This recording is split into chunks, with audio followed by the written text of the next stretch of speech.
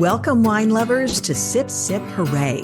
We're the podcast that brings you delicious conversations about wine and the fascinating people making it.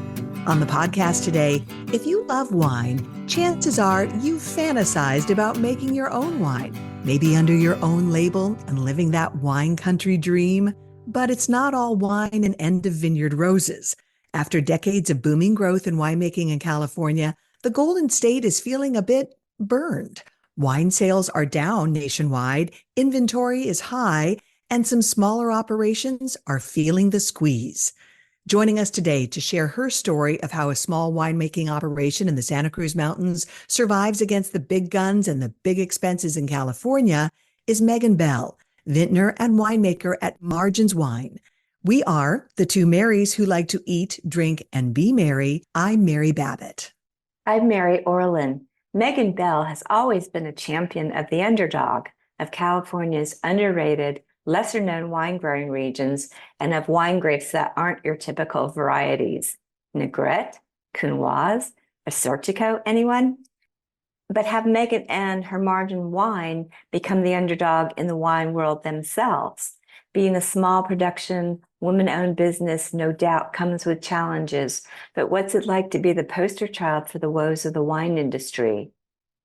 Less than a year ago, Megan was on the brink of bankruptcy. It took nearly 17 months to get permits to open her cozy 120 square foot tasting room in Santa Cruz. At one time, she had 6 other part-time jobs, including working as a private investigator, all while farming and making wine. For Megan, wine was not always a natural fit, yet something keeps her going, and we're going to find out what that is. I applaud her dedication to expressing wines from outcast vineyards, giving them the recognition they deserve. And Megan deserves recognition for that, beyond being known as the face of California's wine's gloom and doom. That is Mary Babbitt, and I like to say there are stories behind the label, and we're excited to share Megan's stories, her wines, her struggles and triumphs with you. Megan, welcome to Sip Sip Hooray. Thank you so much for having me. Hi, everyone. We are really glad you're here today, and it'll be fun to get to know you. And as Mary said, the story behind your label. So why don't we start there? Maybe could you tell us about your personal history and how you wound up getting into wine and then opening Margins Wine? Sure. So I had a unique experience of going straight into the UC Davis viticulture and enology, aka grape growing and wine chemistry, undergrad program straight out of high school. So most people work in the industry first, and then they come back to school for either a second bachelor's or their first bachelor's in their mid-20s in order to kind of move up in the wine industry. But there were a few of us that were freshly 18 who were in the wine program, and I was one of them. I did that program sort of randomly. I wanted a job where I could work outside, and I wanted a degree that was going to lead to a direct career path. So that seemed like the best route for some at the time. And then over the years after graduating, I had the opportunity to do some internships on the West Coast in California and Oregon, and then internationally in New Zealand and France. And then by the time I finished those travels and those internships, I really enjoyed working in wine production, and I had the very beginnings of a goal of maybe getting to have my own wine label one day. That path, and it sounds like you didn't really know, but to find something that obviously you liked it right off the bat. And did you find that you had any innate skills like a good palate or something that like an artistic bent that kind of helped drive your engine? Well, interestingly, the wine production side is a lot less about, palette and art and a lot more about mechanical aptitude and, manual labor. And those were skills that I didn't know that I had because I grew up a girl and we don't socialize little girls in that way. So no one had ever given me a toolbox and said, play around with this. And it turned out that I had pretty good mechanical aptitude for someone that did not grow up doing anything like that, and that I also enjoyed it. So it was a rough transition into manual labor for me just because I had never done anything like that before. But once I gained like the basic skill set after my first or second internship, I realized that I was good at it because I'm good at efficiency and I'm good at working with my body. And then the more artistic side, I would say, came later of realizing like, oh, I not necessarily have a good palate, but I have a very, I would say, unique slash different palate than a lot of other people in the American wine industry. And that might be able to help me make wines that set me apart from other folks. So when you were thinking about having your own wine label, what inspired you to go with Chenin Blanc as your first release and a minimal interventionalist approach to winemaking? So the Shannon part was because a few years prior, I had done an internship in the Loire Valley that I absolutely loved.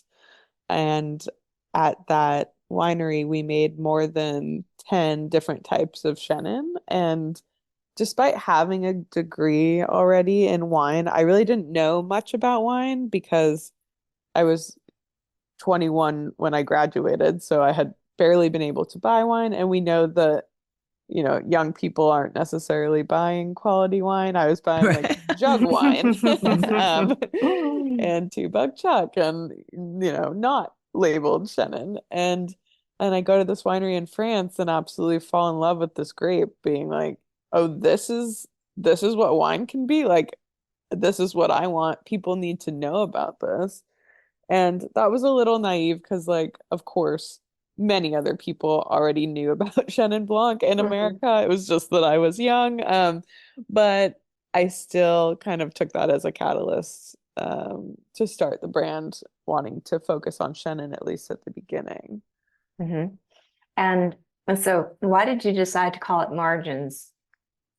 So I always knew that I was going to be working in a low intervention setting. Whether or not I was able to do that successfully at the very beginning is a little unclear because Mm. the only Chenin I was able to find was not organically farmed the very first year. And of course, that is the main tenet of natural wine or low intervention wine. So that very first year when I found the Chenin, I chose a grower to work with who I thought would be most likely to work with me in the future on transitioning that farming from conventional to organic. And I was right. That person did end up doing that, and we still work together almost 9 years later. But Wow. part of the Margins mission was always to highlight lesser known regions, vineyards, and varietals that are quote unquote on the margins. And that's where that name comes from. Aha. And you do, you have some really interesting varietals, stuff that I'd never, Assyrtiko, it's a Greek, Uh, did I say that right? Yes. A Greek white.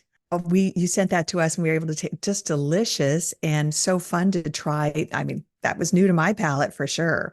And I imagine many of your customers feel the same way that this is a new experience for them. Yeah, I think that the majority of my customers have never encountered most of these grapes before.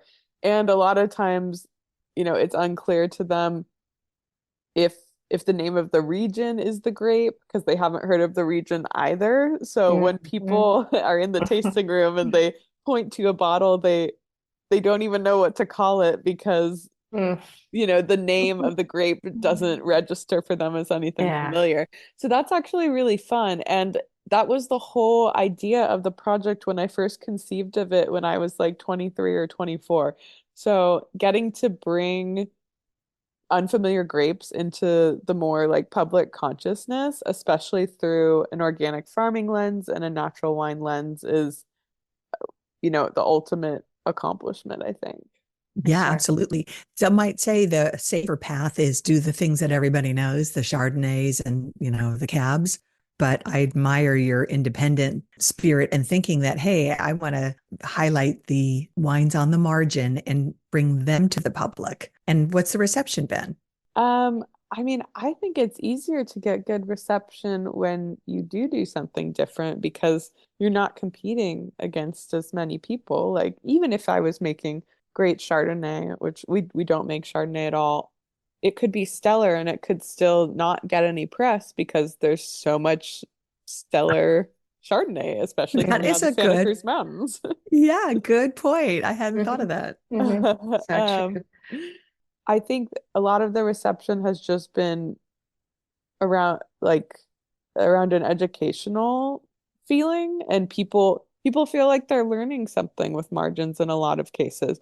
We do have like a good amount of customers that are very advanced in their wine knowledge because we're in, wine shops and restaurants all over the country, and a lot of people that seek us out nationwide are wine professionals. But I've, especially since the tasting room opened, been able to have all these interactions with just everyday folks who this is all new to, even if they thought they knew about wine. Just like you said, Mary, a Certico, like when do you get to have that? Very few people, there's not that much that gets imported from Greece, and it is a flavor profile that is very appealing, I think, to most people, especially if you're a white wine person. It's Right. kind of in between Chardonnay and Sauvignon Blanc.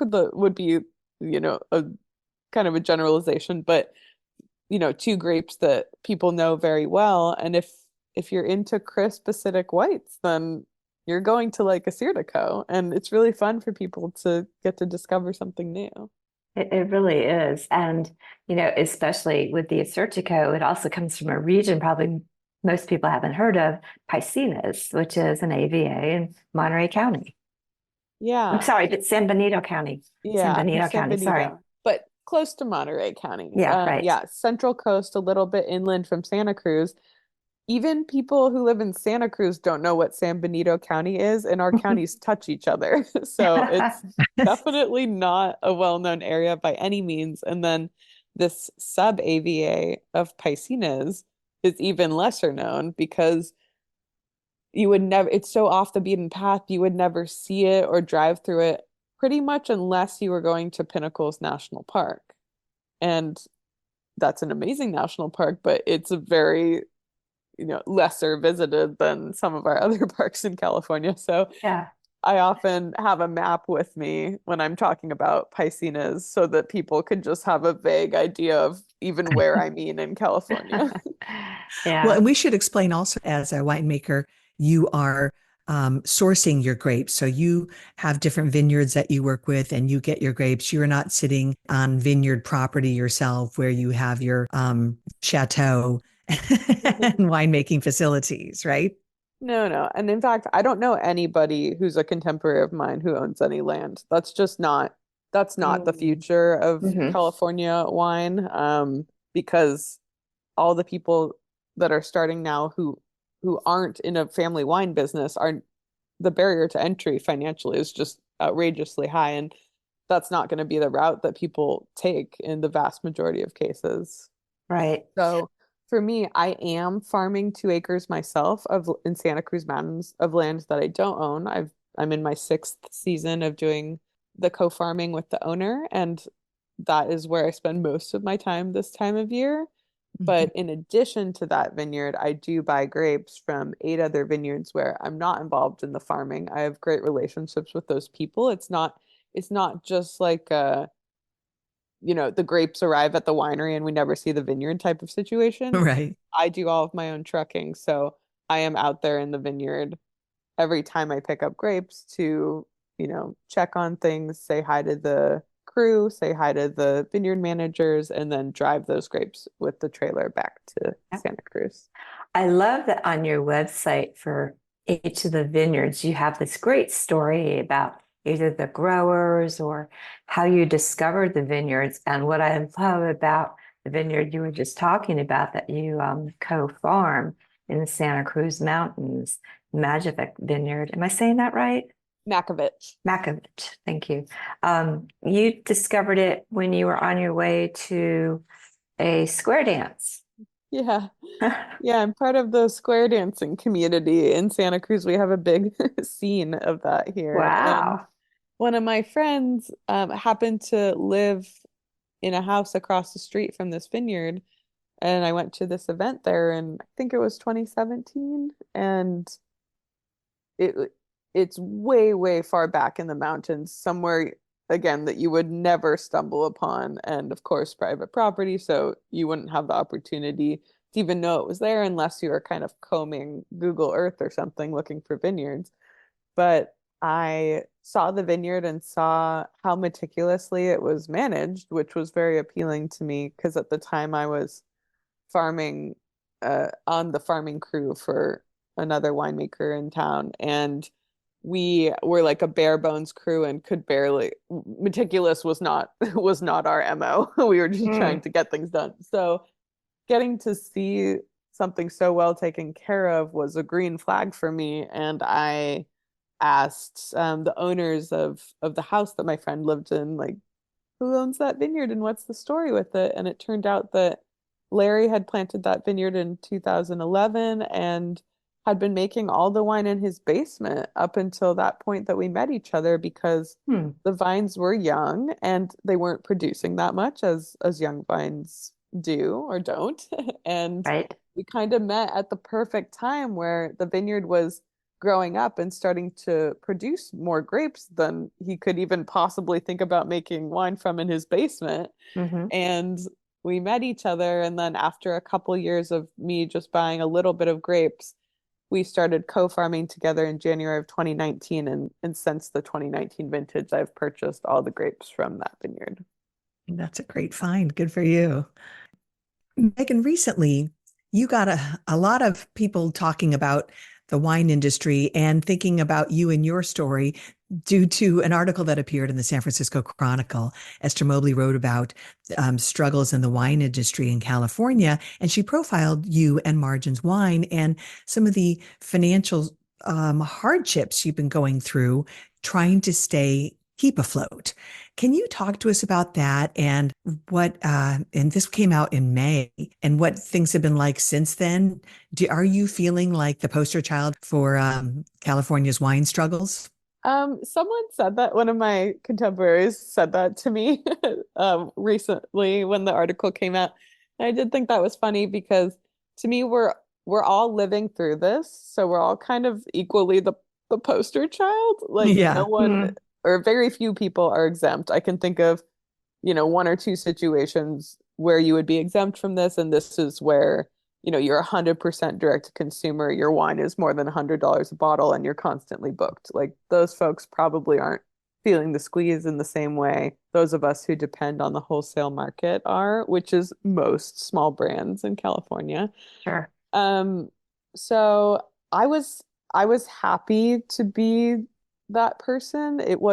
It's not a new role to me to be, I guess, complaining, quote unquote, or just calling out a negative reality that I'm seeing in the wine industry. I've kind of done that in an outspoken way all throughout my career via Hmm. Instagram and social media. And I, was one of few people being honest about how dire my situation was. And that caught Esther's attention. And, it wasn't just me that she was hearing that from. She was having all these private conversations with winemakers who were saying the same thing, but, Mhm. people didn't want to appear unsuccessful or as if they're failing, publicly. So they weren't willing to talk about it in the same way. Whereas I've just always been more transparent and thought that only good can come from sharing the truth of something. And since the article came out, we had like as anytime a major article comes out, there's a temporary boost, which is really, really nice. So, Hmm. a couple weeks of really good online sales, wine club signups, and support. Hmm. But that does trickle off over time. Sure. Unfortunately, Sure. I wish that people would keep that, that level of support. But of course, people have lives and, there's many Right. other wineries to support. But it was a great little bump for us. And I think that It really helped margins level up into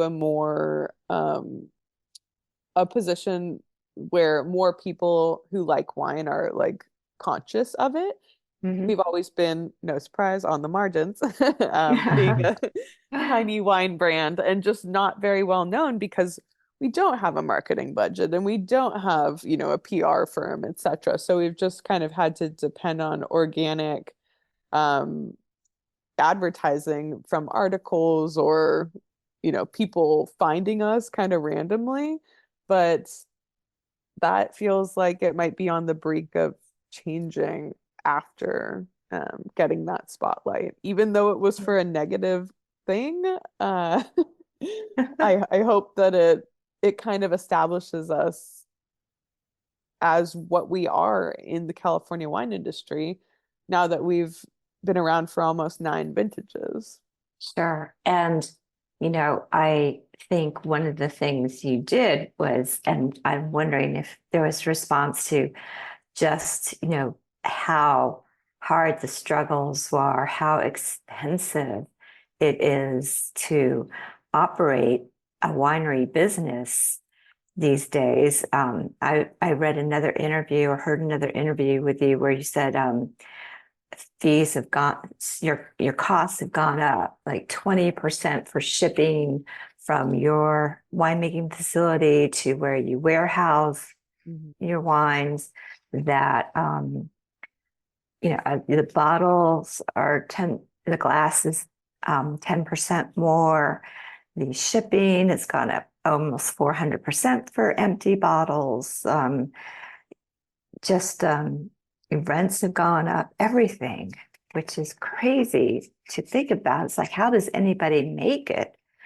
Yeah. Um, Right. Are those the things that you would point to as what you're struggling with? And are there other items that hurt the bottom line, other factors besides rising costs? Well, those are certainly things that we're struggling with, but um yeah, there's so many answers to that. One of the things I'll say is that in in wine, when you depend on wholesale, it's not as easy as just upping the price of the product to make your bottom line look better, because if you increase the price of your wine, then it doesn't fit into the same wholesale bracket.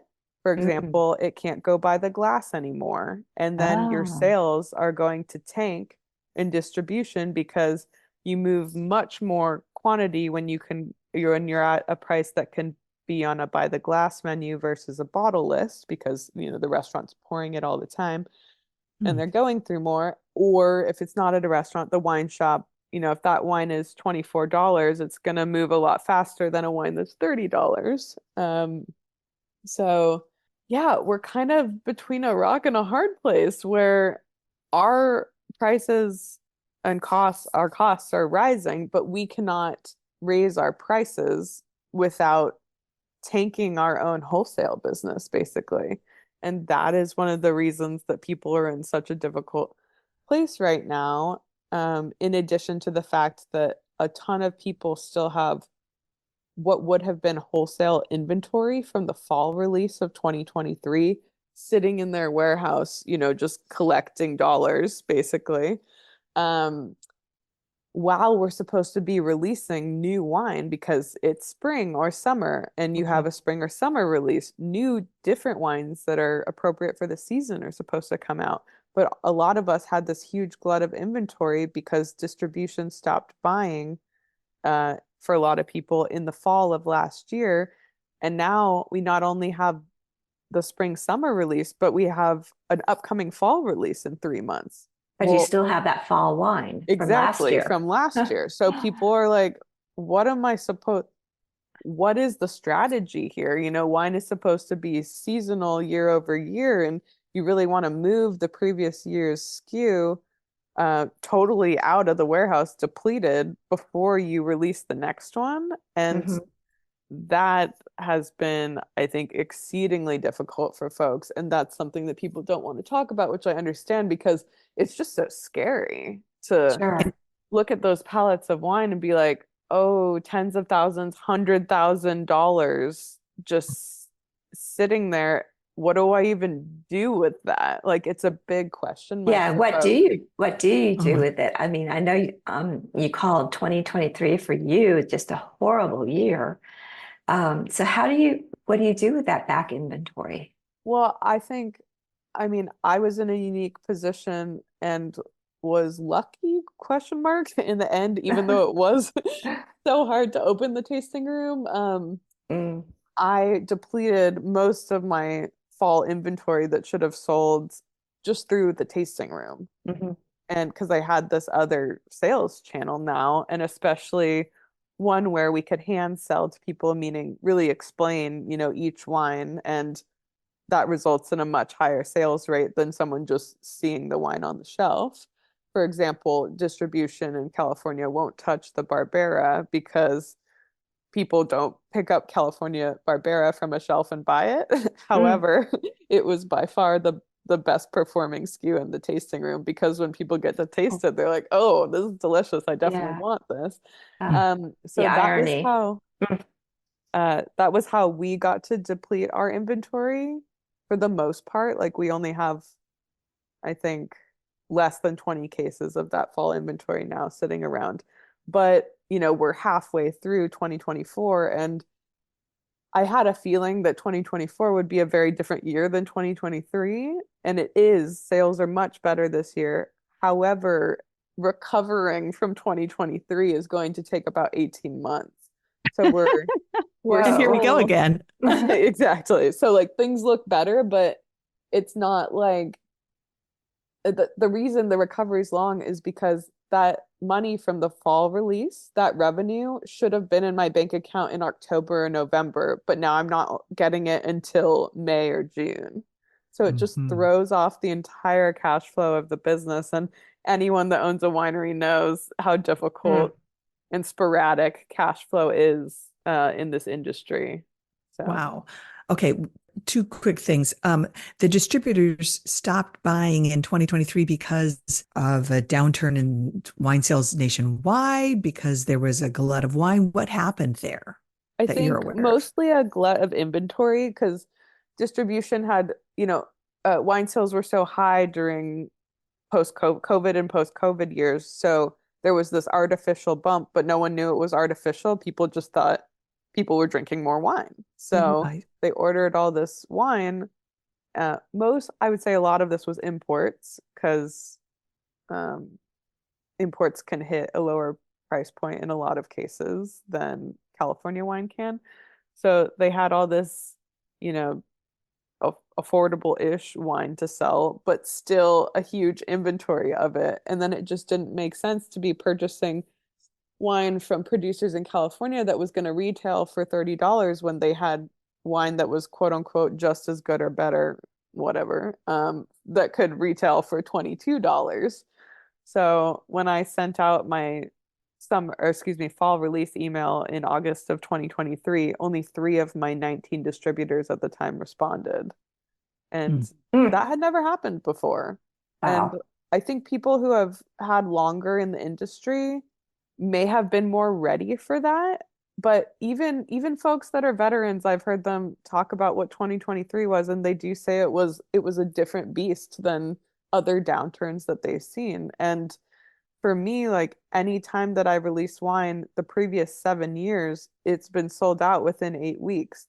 So not having people respond was shocking. Hmm. And at the same time, I was trying to fund this construction project of opening the tasting room and needed all this liquid cash to go to that to supplement the loan.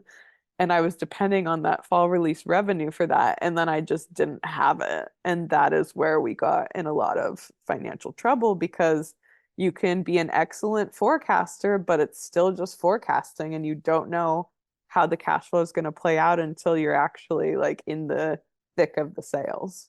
Right. That And when you're a is smaller right. operation, you don't have the the fat on hand to account for downturns or bumps in the road. You even with a good business model, it's hard when you're a small operation to make room for things like that. Yeah, exactly. Absolutely. Wow. So what keeps you going? You've faced, and over the whole life of margins, you have faced some other issues. You had the fires in the Santa Cruz region in 2020, and your home was in Bonnie Doon, where there were fires. You couldn't even get to your home for several weeks. Fortunately, your home was spared. But I mean, you've had that, you've had, the pandemic, you've had these challenges with getting your tasting room open. What keeps you going? That's a good question. I think I've always been someone with really strong follow through. Since being a little girl, I if I decide I'm gonna do something, I will kind of do it blindly, even ignoring, red flags or reasons why I might not actually want to do it. But I decided I was gonna do it, so I'm gonna do it, damn it. So that's definitely part of it. And then the other part, what keeps me going day to day is that I just think it's so important to educate everyday people about the importance of organic farming and connecting in their minds grapes to food. Like a lot of folks, especially in our region in Santa Cruz, there's a huge interest and support of organic produce, yet people are buying $5, $10 wine off the grocery store shelf, not understanding that grapes are produce. So, that mission of education is really important to me. And then I also really want to be a small change in the culture of the California wine production industry. It's such an unfriendly industry for non-white men to work in wine production. And I really try to create a workplace that is special and unique and welcoming and educational. And even though I don't have a ton of money, so I don't have the opportunity to employ a bunch of people, I get to employ a couple of people. And hopefully, the ripples of what they do in their future careers will reflect some of the values that I'm trying to instill in the Margins workplace. Sure. Well, Good I for you. remember a couple of years ago when I interviewed you for a story in Edible Silicon Valley. That was one thing you were talking about back then is that um, you had been told you didn't belong in the community, that there was a lot of sexism, misogyny that you faced at other places. So, are you seeing anything getting a little bit better?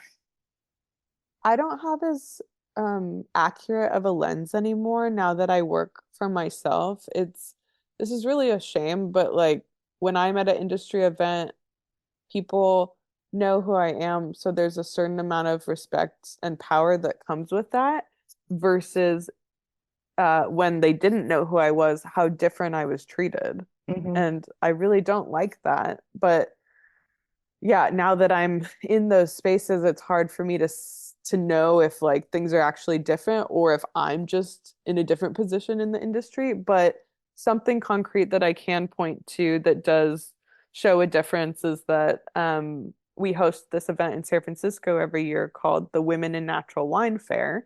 And the first time we did it in 2018, I believe there were 11 of us pouring. And this year in 2024, there was 75 people pouring. Wow. So there is a huge Mm. increase in women in Let's at least go. natural wine production roles, which is amazing to see. Like so big that the event now has to be 2 days instead of one. And a lot Mm. of the new wine brands that I see coming up are women owned and operated. Huh. However, Love. what concerns me, and I did mention this in the Chronicle article as well, is that what is the longevity of these brands that don't have the support that you need to make it through the wine industry? Because you need very intense capital jumps at Hmm. certain key times. And if you're just like, and I didn't know this either, of course, but when I was just starting, I was 25, 26, didn't really think about growth or the future. Just, you just keep your head down and you're like, I don't know what's coming, but I'm gonna keep going. But, once you have a little bit more experience or if you've worked for other people who are transparent about their finances with you, you know that to jump into kind of the next realm of the industry, you need 50K, 100K each time. And it's so hard for people to get loan funding in the wine production industry because we're a risky industry. And also right now, outrageous interest rates. So if you don't have investors, which most people don't, because it's not a wise industry for investors to put money in. And if you don't have family money, which most people don't, then what does the longevity of your brand actually look like? And that is concerning to me. Well, do you ask yourself the same question about margins? I think that I started just in time where these problems didn't apply to me in the same way. For Uh, example, I have been able to get a lot of loan funding over the years, mostly due to my connection with a small business development center advisor in Santa Cruz. So that's something I share with anyone that I come into contact with who's trying to have start their small business, is that there is grant funded, free to us small business counseling in every county in California. And those folks can really connect you with the right people in order to get the capital that you need for your business. But I think that, I mean, I've seen how much harder it has been to get money from a bank in the last 2 years. Like a few years ago, maybe 5 years ago or something, I got a 50K line of credit with basically no application. Just asked for it, got it. It was a different time. Mm-hmm. Now I tried to get a much smaller line of credit with another bank, and they're grilling you on your finances. They want your entire tax history, and the interest rate for that is so much higher. So it's just not as accessible to get capital in that way than it was even 4 or 5 years ago. Interesting. Wow. So I have to ask you about, you had a starring role in a movie recently called Living Wine. Can you tell us how that came about and what that experience was like for you? Yeah, before people think I'm a famous actor, it was a documentary.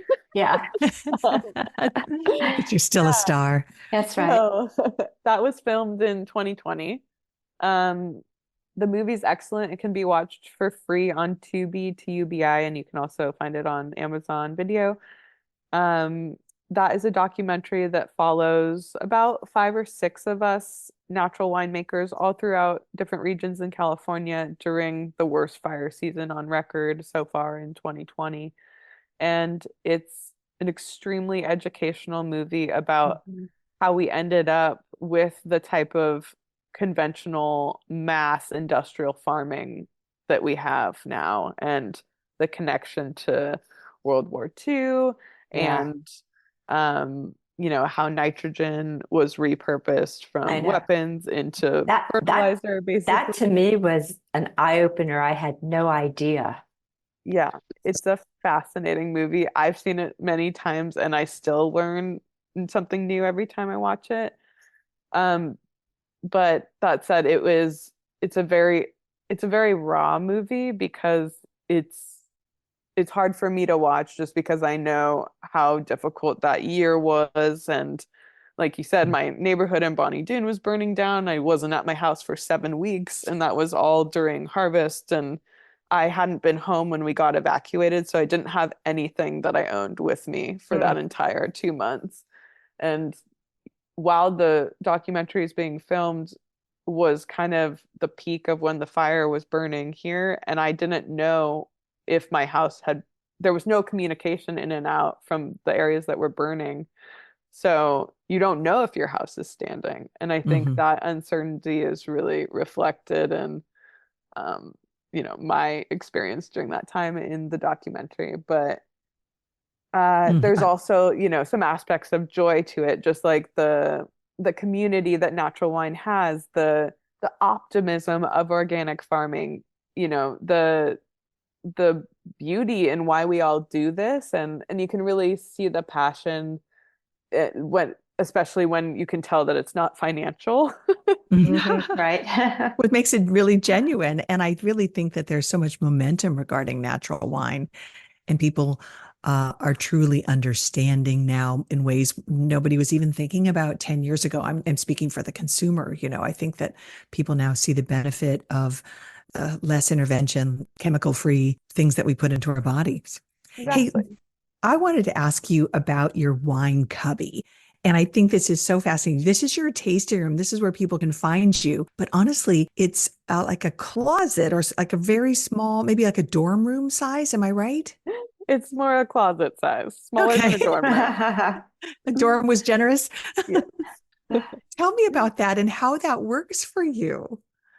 So I love unique spaces. I'm very into the aesthetics of spaces, and I had been to this tiny little whiskey bar in Boston in a broom closet, Oh, uh, really? Huh. maybe like 6 or 7 years ago, where it was in the hallway of a normal bar. And then in the actual broom closet where there were brooms, there was a two-seat single malt whiskey bar that was run out of there. And Wow. I had a friend that lived in that area who took me there. And it was so special, an experience that you never forget because you're talking to the proprietor there about these special drinks and you can't get away from each other. It forces a different type of interaction and conversation centered around, a living product or a product that comes from agriculture. And it's Mm, not like being in a normal bar where there's a degree of, coldness or walls or anonymity or what have you. So I knew that I wanted a small space for the tasting room. And I knew that there was only one building that was a possibility in Santa Cruz where I could do that. So I just started kind of casing the building on a regular basis, oh, looking that's for funny.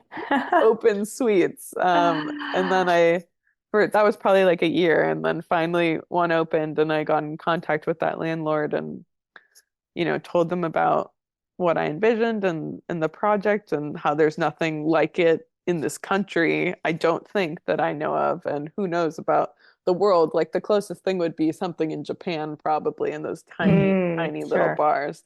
So I knew I wanted this small space, and um, it was convenient, of course, that a small space I thought would be more affordable to build out than a larger space, but it turns out it probably would have been the same amount because it was outrageously expensive to do Right. even our Oh, tiny space. But it was financially feasible because it was so small, because I wanted the build out to be very aesthetically beautiful and I wouldn't have been able to do it in a larger space. So we mm, have our 120 square foot 5 to 6 feet, depending on what people are in there. Little wine cubby, we call it, where um, people can just come taste margins and learn about the story and also get to interact in this unique way with the other people that are in there. It's very much a community feel because you're right next to the other people.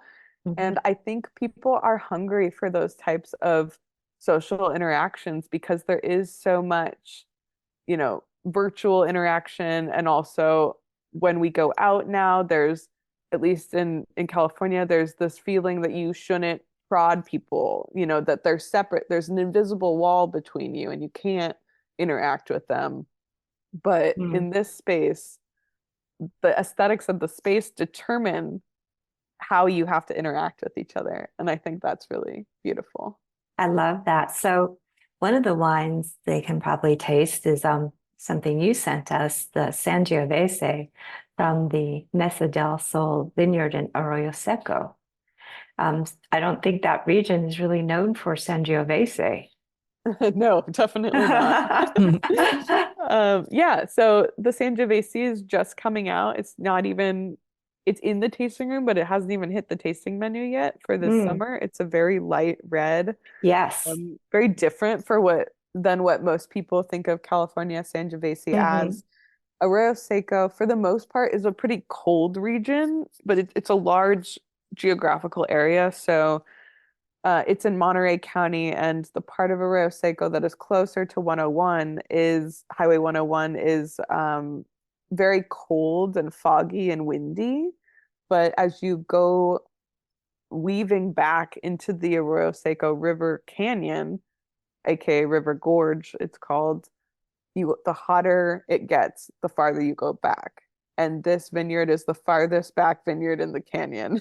So It is very, very hot there. Mesa del Sol, sun table, just like absolutely baking. And it's a really dry, mountainous kind of desert climate. It's one of the only vineyards I work with that some years doesn't have to spray anything at all. Of course, all the sprays we do are organic, but in dry years, they don't have to do anything, which Yeah. is such a privilege in California. Well, what I Mm. love about the wine, as you said, it is very light. It's only 11.2% alcohol. But I found it to be just so, the color is just sheer and gossamer-like. And it's very tangy, has great acid. And I would think this is what you could call a chillable or crushable red. It's, Hmm. perfect for the summer. Yeah, definitely. And it's fun to kind of defy expectations like that. It's sort of a Barbera type situation where people don't often reach for California Sangiovese off the shelf. Hmm. But I would encourage people to because it's such a versatile grape and you don't know exactly what you're going to get. And especially if it's from a unique region, it might be really different than, the idea of it that you have in your mind. Such good advice. That is so true. And it's the discovery that makes it fun. And I think sometimes we're so afraid to make a mistake that we stop discovering. We just stick with our old favorites, the tried and true. But I love that advice on your Arroyo Seco Sangiovese. Hey, before we ask you about the other wines, I wanted to ask about your beautiful labels. It's black and white drawing, and yet each different varietal has a little bit of color added. So can you describe for our listeners the labels? They're beautiful. Oh, thank you. So my friend did a pen and ink drawing that ended up being our permanent label for all the wines, and I asked him to draw something that kind of symbolized nature taking back over something man-made, sort of like natural wine taking back over conventional wine. So Mm. there's a tree growing out of the roof of a dilapidated shack on the label, basically with all these birds coming out. Um, and then in order to differentiate the label between the different SKUs, we just color in a certain part of that drawing, and that makes it easier for people to differentiate on a shelf. Mhm. Oh, And it's so so cool pretty. that you put the ingredients on it, and you also say, at least on the reds, that sediment is expected from wines made with minimal intervention. Embrace it. Yeah, I that's on all the wines, and I was actually debating whether or not that still needed to be on there because the landscape is really different than when I started in 2016. And then I had an experience with some folks recently who were like, "What is in here? The sediment." And I was like, "Oh, we Mhm. need to keep that warning Yeah. on there. Like, we're not as far into it as I think we are." I agree with that. Yeah. One of the a hallmark of your wines is it seems to be a lower alcohol content. Is that intentional or does it have to do with your winemaking style? I'm so appreciative of that, but I find it kind of unusual, especially on some of the reds. Yeah, the Pinot that you sent us is 10.8% alcohol. Yeah. Yeah. There is a misconception about alcohol, I think, in wine and what it means from the general public, and also from a lot of the people making conventional wine in California. They'll hear those numbers and think, oh, the wine's out of balance, the grapes weren't right. But I think depending on what methods you're using during the fermentation process and the winemaking process, you can pick at varying ripeness levels and still have it work for you. But a lot of folks are imagining picking their grapes super unripe and then doing the same techniques that they would normally do with riper grapes. And yes, that would not work. Like the whole process is different because of when we pick, which of course is super early in the season at lower sugars, and that's why the alcohol is lower. But part of that is that we're then doing very low extraction during fermentation, meaning extraction, meaning like if you're making a tea, the shorter time your tea bag is in the hot water, the less extracted that tea is going to be. Mhm. So I don't keep the the must or the liquid wine on its grape skins for very long in most cases with the red wines, and that is why they are so light in body. But it does not detract from flavor in the way that I think a lot of wine professionals would assume. Like the flavor still packs quite a punch. It's just Mhm. lighter in body. Absolutely. I mean, this Pinot Noir, full of flavor, full of the cranberry, hibiscus, the violet aromas, some plum and cherry, just and again with great acid and just a smooth, light body. Thank you. Absolutely delicious. And we also talked, you mentioned the Assyrtiko off in the beginning of the show, but I wanted to circle back to it because that was another one of the wines you sent to us. This is the Greek white. And this is a very simple explanation, but as you said, a kind of a cross between a Chardonnay and a Sauvignon Blanc, but with a lot of different flavors popping. And I thought it was really a great find and a delicious wine. Thank you. Yeah, I love getting to work with that grape. To me, it's very mineral and salty, which is such an appealing note in white wines and one that we don't come across, I think, often in California wine. Um, just because I think you kind of lose that character the riper you pick the grapes. And, a lot of people probably don't know, but a lot of the strategy of mass market wine is to pick the grapes super, super ripe, way riper than alcohol um, could could allow for, basically. Hmm. So you get all these really ripe flavors, and then you have to add all this water back because otherwise the alcohol would be like 18%, or it would be higher than that, but the yeast end Hmm. up killing themselves off because they can't survive beyond that alcohol level. So Oh, then you have to okay. dilute everything with water, Hmm. um, and you still have those ripe, raisiny kind of bruised apple flavors that a lot of people are Oh used to yeah. and looking for Mm. in like mass market Chardonnay, for example. Um, But if you had just picked earlier at what I would say was an appropriate time, you wouldn't have to add any of that water back, and you might get some of the like more mineral character that tends to decrease over time as the grapes collect sugar. Ah, interesting. Wow. Wow. Well, Well, this has been so fun getting to know you today, Megan, and hearing your story. Thank you for sharing it with us. Honestly, your honesty is refreshing, relatable, and so appealing because we just so rarely hear people speaking about the not so shiny pieces of their personal story, whether it's their business or their lives. So thank you for just being upfront with us about that. And Mary Orlin and I sincerely hope that your margins continue to look better and brighter as you continue making your way in the wine world because you're producing fantastic wines. you really are. They're absolutely beautiful, and we want more people to know about them. And you are definitely a voice in the wine industry, a voice of authority, and telling it like it is. And I hope you keep doing that. And I think it inspires people probably in ways you don't even realize. So Well, before we say goodbye, could you tell us, our listeners, again where to find you in Santa Cruz? yeah. So you can find me or you can find Margins at the Margins Wine Cubby on the west side of Santa Cruz. Best to make an appointment, but we do take walk-ins also. And you can find us at marginswine.com or on Instagram at marginswine. And thank you so much for having me, Marys, on Sip Sip Hooray. I'm so grateful to have the opportunity to share my story with folks. And thanks everyone for listening. No, we're happy to help get the word out. And thanks for joining us. And cheers to you, Megan. Cheers. Yeah, cheers. Sip, sip, hooray.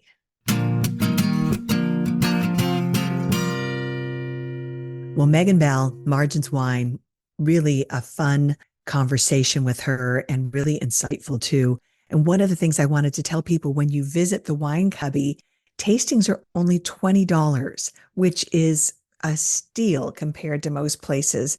And you're going to get really interesting, really quality wines. Absolutely. And have an experience like you wouldn't at most other tasting rooms because of the intimacy there. Hmm. Um, what Megan's doing, what her fellow winemakers in the low intervention natural wine space are doing.